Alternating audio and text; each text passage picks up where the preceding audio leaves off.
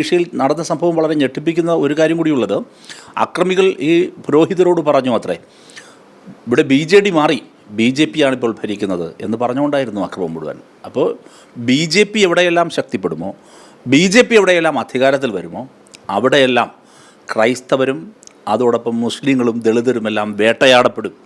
ഛത്തീസ്ഗഡിന് പിന്നാലെ ഒഡീഷയിലും ക്രിസ്ത്യൻ പുരോഹിതർക്കും മിഷണറിമാർക്കും നേരെ വലിയ ആക്രമണങ്ങൾ സംഘപരിവാർ സംഘടനയുടെ ഭാഗത്തുനിന്നുണ്ടായിരിക്കുകയാണ്. എന്തായാലും ഈ വിഷയത്തിൽ ഇപ്പോൾ റഹീം MP മീഡിയയോടൊപ്പം ചേരുകയാണ്. ഛത്തീസ്ഗഡിന് സമാനമായി തന്നെയാണ് ഒഡീഷയിലും വലിയൊരു സംഭവം കഴിഞ്ഞ ദിവസം ഉണ്ടായിരിക്കുന്നത്. 2 മലയാളി പുരോഹിതരെയും കന്യാസ്ത്രീകളെയുമാണ് ബജറംഗ് ദൾ പ്രവർത്തകർ ആക്രമിച്ചിരിക്കുന്നത്. വലിയ പ്രതിഷേധമാണ് രാജ്യത്ത് ഉയരുന്നത്. പാർലമെന്റിലടക്കം ഈ വിഷയം ഉന്നയിക്കാൻ ഒരുങ്ങുകയാണ്. തീർച്ചയായിട്ടും പാർലമെൻറ്റിൽ ഈ വിഷയം ഉന്നയിക്കും. പാർലമെൻറ്റിൽ ഈ നിമിഷം വരെ ഇത് സംബന്ധിച്ച് ഛത്തീസ്ഗഡിൻ്റെ പശ്ചാത്തലത്തിൽ ഞങ്ങൾ കൊടുത്ത ഒരു നോട്ടീസും അഡ്മിറ്റ് ചെയ്തിരുന്നില്ല, ചർച്ചയ്ക്ക് തയ്യാറായിരുന്നില്ല. ഛത്തീസ്ഗഡിന് പിന്നാലെ ഇപ്പോൾ ഒഡീഷയിലും ജലേശ്വറിൽ വെച്ച് കന്യാസ്ത്രീകളും പുരോഹിതരും ആക്രമിക്കപ്പെട്ടിരിക്കുകയാണ്. രാജ്യത്ത് മതസ്വാതന്ത്ര്യം അപകടത്തിൽപ്പെട്ടിരിക്കുന്നു, ഭരണഘടന അപകടത്തിൽപ്പെട്ടിരിക്കുന്നു. അതുകൊണ്ട് തന്നെ എത്രയും പെട്ടെന്ന് ഇന്ത്യയുടെ പ്രധാനമന്ത്രിയും ആഭ്യന്തരമന്ത്രിയും ഇത് സംബന്ധിച്ച് സ്റ്റേറ്റ്മെൻറ്റ് പാർലമെൻറ്റിനുള്ളിൽ നടത്താൻ തയ്യാറാകണം, ചർച്ചയ്ക്ക് തയ്യാറാകണം. ഇത് ഗൗരവ സ്വഭാവമുള്ള പ്രശ്നമാണ്. തുടർച്ചയായി ഇത്തരം സംഭവങ്ങൾ ആവർത്തിച്ചു കൊണ്ടിരിക്കുന്നത് സംഘപരിവാറിൻ്റെ ആസൂത്രിതമായ പദ്ധതിയാണ്. രാജ്യത്തിൻ്റെ ഛത്തീസ്ഗഡ് പറഞ്ഞു, ഇവിടെ ഇപ്പോൾ ഒഡീഷയിൽ നടന്ന സംഭവം വളരെ ഞെട്ടിപ്പിക്കുന്ന ഒരു കാര്യം കൂടിയുള്ളത്, അക്രമികൾ ഈ പുരോഹിതരോട് പറഞ്ഞു അത്രേ, ഇവിടെ BJD മാറി BJP ആണിപ്പോൾ ഭരിക്കുന്നത് എന്ന് പറഞ്ഞുകൊണ്ടായിരുന്നു അക്രമം മുഴുവൻ. അപ്പോൾ BJP എവിടെയെല്ലാം ശക്തിപ്പെടുമോ, BJP എവിടെയെല്ലാം അധികാരത്തിൽ വരുമോ, അവിടെയെല്ലാം ക്രൈസ്തവരും അതോടൊപ്പം മുസ്ലിങ്ങളും ദളിതരുമെല്ലാം വേട്ടയാടപ്പെടും എന്ന് BJP പ്രഖ്യാപിക്കുകയാണ്. ഇപ്പോൾ BJPയും RSSും ആസൂത്രിതമായ, RSSൻ്റെ പദ്ധതിയാണ്, പൊളിറ്റിക്കൽ പ്രോജക്റ്റാണ്, ഇത് തുടർച്ചയായി നടത്തുകയാണ്. അതിൻ്റെ ഏറ്റവും വലിയ പരീക്ഷണശാലയായി അവർ നടത്തിയ മണിപ്പൂരായിരുന്നു. മണിപ്പൂർ സ്റ്റിൽ ബേണിംഗ്, ഇപ്പോഴും പൂർണ്ണമായി അവിടെ സമാധാനം പുനഃസ്ഥാപിക്കാൻ സാധിച്ചിട്ടില്ല.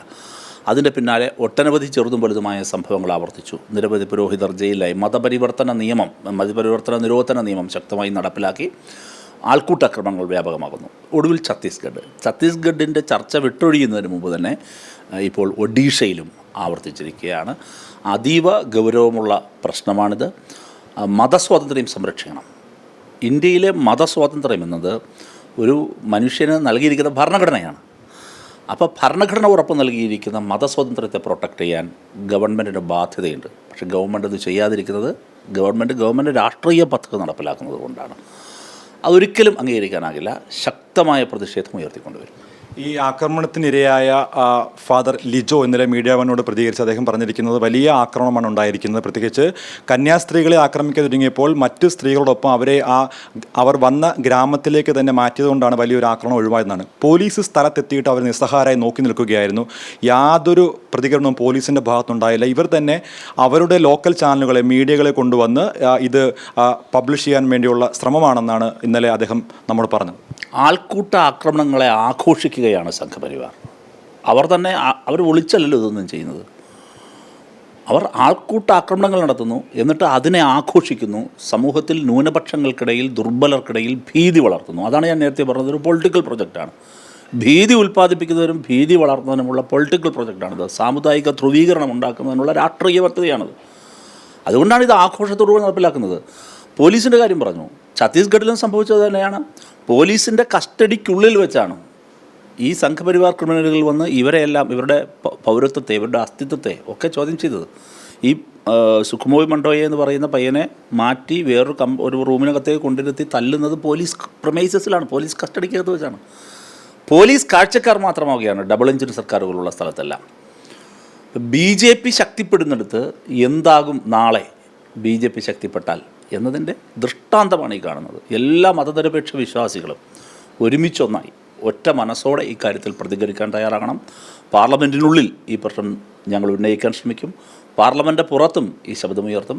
വരും ദിവസങ്ങളിലും ഈ പ്രശ്നം വളരെ സജീവമായി ഞങ്ങൾ ഉയർത്തിക്കൊണ്ടുവരും. ഈ ഈസ്റ്ററിനും ക്രിസ്മസിനുമൊക്കെ BJP നേതാക്കന്മാർ ഈ അച്ഛന്മാരെയും തിരുമേനിമാരെയൊക്കെ കാണാൻ പോകുന്ന നമ്മൾ കണ്ടിട്ടുള്ളതാണ്. അപ്പോൾ ഒരു വശത്തുകൂടി ക്രൈസ്തവ സ്നേഹം കാണിക്കുകയും മറുവശത്തുകൂടി BJPയുടെയും സംഘപരിവാറിൻ്റെയും ചില സംഘടനകൾ ഉപയോഗിച്ച് ഇവരെ ഇല്ലായ്മ ചെയ്യുക, അല്ലെങ്കിൽ അവരെ നിർവീര്യമാക്കുക എന്നുള്ള ഒരു അജണ്ട മാത്രമല്ല ഇവരുടെ മുന്നിലുള്ളത്. നാടകം മാത്രമാണത്.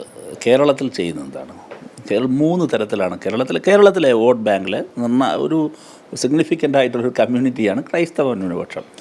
അപ്പോൾ ക്രൈസ്തവ ന്യൂനപക്ഷത്തിൻ്റെ ഇടയിൽ തങ്ങൾക്ക് കടന്നു കയറാൻ കഴിയും. ഇതാണ് ബി ജെ പിയുടെ അവിടുത്തെ ഒരു പരീക്ഷണം. അതിനോട് ഒരുപാട് പരിപാടികൾ നടത്തി. അതിലൊന്നെന്ന് പറയുന്നത് ക്രൈസ്തവ പേരുള്ള കുറേ പേരെയെല്ലാം കൊണ്ടുവന്ന് പലയിടങ്ങളിൽ സ്ഥാപിക്കുക. മന്ത്രിസഭയിലാകട്ടെ പാർട്ടിയിലാകട്ടെ. മറ്റൊരു കാര്യം എന്ന് പറയുന്നത് താങ്കൾ ഈ പറഞ്ഞതുപോലെ കേക്കുമായി കയറി ഇറങ്ങുക, ക്രൈസ്തവ പ്രണയം നടിക്കുക. മൂന്നാമതാണ് ഏറ്റവും ആപൽക്കരമായൊരു കാര്യം, അതും ചെയ്തുകൊണ്ടിരിക്കുകയാണ്. കാസയെ പോലുള്ള ആപൽക്കരമായ ഓർഗനൈസേഷൻസിനെ കൊണ്ടുവന്ന് നുണകൾ പ്രചരിപ്പിക്കുക. ആ നുണകളുടെ കുന്തമുന എന്ന് പറയുന്നത് വളരെ സമൃദ്ധമായി ഒരു ക്രിസ്ത്യൻ മുസ്ലിം വിഭാഗീയത വളർന്നതിനുള്ള നിർണായകമായ നീക്കങ്ങളല്ലേ നടത്തിക്കളഞ്ഞത്. സമൂഹത്തെ വേർതിരിക്കാൻ, വിഭജിക്കാനുള്ള ശ്രമം. ഇത് മൂന്നും ക്രൈസ്തവ വോട്ട് ബാങ്കിനെ ലക്ഷ്യം വെച്ച് കേരളത്തിലെ സംഘപരിവാറിൻ്റെ പൊളിറ്റിക്കൽ പ്രോജക്റ്റാണ്. അത് അവിടുത്തെ പൊളിറ്റിക്കൽ പ്രോജക്റ്റാണ്. ഞാൻ നേരത്തെ പറഞ്ഞത് മൊത്തത്തിലുള്ള പൊളിറ്റിക്കൽ പ്രോജക്റ്റാണ്. ഇനി അവിടെ തന്നെ ഇതിങ്ങനെ ചെയ്തു എന്ന് പറഞ്ഞിട്ട് മലയാളികളെ ഇത്ര വില കുറച്ച് കാണരുത്. കേരളത്തിലെ ക്രൈസ്തവർ, കേരളത്തിലെ മുസ്ലിങ്ങൾ, എല്ലാ മതവിഭാഗങ്ങളിലും പെട്ട മനുഷ്യരെ വില കുറച്ച് കാണരുത്. നല്ല എഴുത്തും വായനയൊക്കെ അറിയാവുന്നവരാണ്. അവർ പാത്രം പൊട്ടിയാൽ കൊറോണ പോകും എന്ന് കരുതുന്നവരല്ല, തലയ്ക്ക് വെളിവുള്ളവരാണ്. അപ്പോൾ അങ്ങനെയുള്ള മനുഷ്യരുടെ മുമ്പിൽ ഈ വേഷം കെട്ടി കളിക്കരുത്. ഈ വേഷമെല്ലാം പെട്ടെന്ന് അഴിഞ്ഞു വീഴും. കാരണം സംഘപരിവാരം അങ്ങനെ വേഷം കെട്ടിപ്പോകാനാവില്ല. സംഘപരിവാരം ഒരു ആൾക്കൂട്ടമല്ല, അത് ലക്ഷണമൊത്തൊരു പ്രത്യയശാസ്ത്ര പ്രസ്ഥാനമാണ്. പ്രത്യയശാസ്ത്രം എന്താ അവരുടെ പ്രത്യയശാസ്ത്രത്തിൽ പറയുന്നത്? അത് മുസ്ലിം വിരുദ്ധമാണ്, ക്രൈസ്തവ വിരുദ്ധമാണ്, ദളിത് വിരുദ്ധമാണ്. അതിൽ നിന്നുകൊണ്ടാണ് അവരുടെ പൊളിറ്റിക്കൽ. അപ്പോൾ അതിന് എത്ര കാലം അവർക്ക് മൂടി വയ്ക്കാൻ കഴിയും?